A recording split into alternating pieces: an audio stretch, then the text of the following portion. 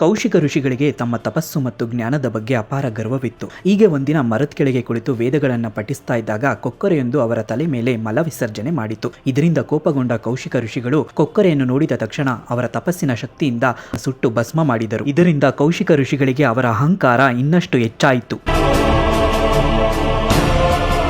ನಂತರದ ದಿನದಲ್ಲಿ ಭಿಕ್ಷೆಗಾಗಿ ಒಂದು ಮನೆಯ ಬಾಗಿಲಿಗೆ ಹೋದಾಗ ಆ ಮನೆಯ ಮಹಿಳೆ ತನ್ನ ಅನಾರೋಗ್ಯ ಪತಿಗೆ ಸೇವೆ ಮಾಡುತ್ತಿದ್ದ ಕಾರಣ ಕೌಶಿಕ ಋಷಿಗೆ ಭಿಕ್ಷೆ ಕೊಡಲು ಸ್ವಲ್ಪ ತಡವಾಯಿತು. ಇದನ್ನು ಸಹಿಸದ ಕೌಶಿಕ ಋಷಿಗಳು ಕೋಪಗೊಂಡು ಆ ಮಹಿಳೆಯನ್ನು ನೋಡಿದರು. ಆಗ ಮಹಿಳೆಯು, ಸ್ವಾಮಿ, ನನ್ನನ್ನು ಆ ಕೊಕ್ಕರೆಯಂತೆ ಸುಟ್ಟು ಹಾಕಬಹುದು ಎಂದು ಭಾವಿಸಬೇಡಿ. ಇದನ್ನು ಕೇಳಿದ ಕೌಶಿಕ ಋಷಿಗಳಿಗೆ ಆಶ್ಚರ್ಯವಾಯಿತು. ಕೊಕ್ಕರೆಯ ಘಟನೆಯ ಬಗ್ಗೆ ಈ ಮಹಿಳೆಗೆ ಹೇಗೆ ತಿಳಿತು ಎಂದು ಕೇಳಿದಾಗ, ನಾನು ಪತಿ ಸೇವೆಯನ್ನು ಧರ್ಮವೆಂದು ಭಾವಿಸಿ ಮಾಡುತ್ತೇನೆ. ಅದೇ ನನಗೆ ಈ ಜ್ಞಾನವನ್ನು ಕೊಟ್ಟಿದೆ. ನಿಜವಾದ ಧರ್ಮದ ಅರ್ಥ ತಿಳಿಯಬೇಕಾದರೆ ಮಿಥಿಲೆಯಲ್ಲಿರುವ ಧರ್ಮವ್ಯಾಧನನ್ನು ಭೇಟಿ ಮಾಡಿ.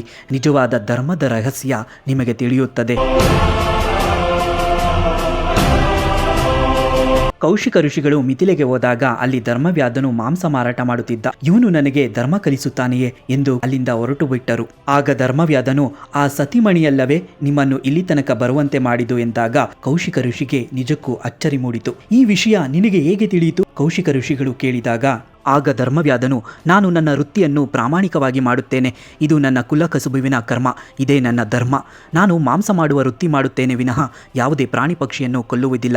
ನನ್ನ ವೃದ್ಧ ತಂದೆ ತಾಯಿಯನ್ನು ಭಕ್ತಿಯಿಂದ ಅವರ ಸೇವೆ ಮಾಡುತ್ತೇನೆ. ಮನುಷ್ಯನ ಮಹತ್ವ ಅವನ ವೃತ್ತಿಯಲ್ಲ, ಅವನು ತನ್ನ ಕರ್ತವ್ಯವನ್ನು ಎಷ್ಟು ಪ್ರಾಮಾಣಿಕವಾಗಿ ಮಾಡುತ್ತಾನೆ ಎಂಬುದರಲ್ಲಿ ಇದೆ. ಈ ಮಾತುಗಳು ಕೌಶಿಕ ಋಷಿಗಳ ಅಹಂಕಾರವನ್ನು ಕರಗಿಸಿದವು.